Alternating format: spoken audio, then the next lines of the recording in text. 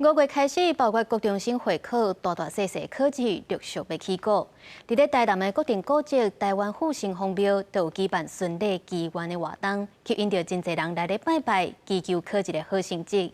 而且，嘛有外籍的学生来咧体验在地文化。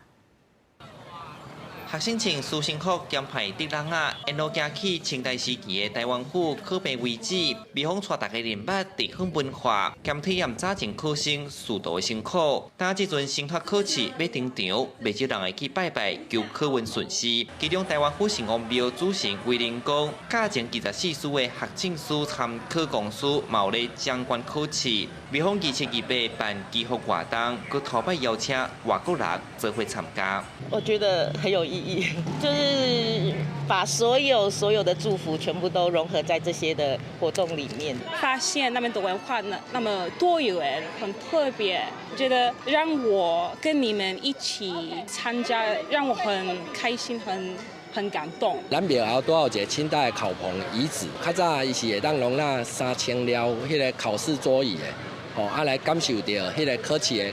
考场的迄个气场。顺利活动唔敢若伫庙内咧行搭，因阁去孔子庙向孔子礼敬，才算完成高升之路任务。过程当中，路面常在拄着落行、冒爬行的路段。庙方讲，这阵啊亲像考生准备考试的过程，需要一步一脚印。我嘛希望讲伫咧沿路的时阵，互因行路吼，像这段路是一直行，愈来愈行愈悬，愈行愈悬。啊嘛，代表讲因伫咧学习的。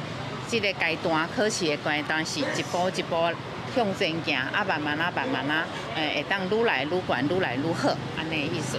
庙方结合在地特色，嘛传好彩头的物件要送给学生。像讲有府城8档的米糕饼，处理的中文音有根本提名意义。虽然有排有保庇，也毋过考试若要顺利通过，上重要嘛是爱靠家己认真读册。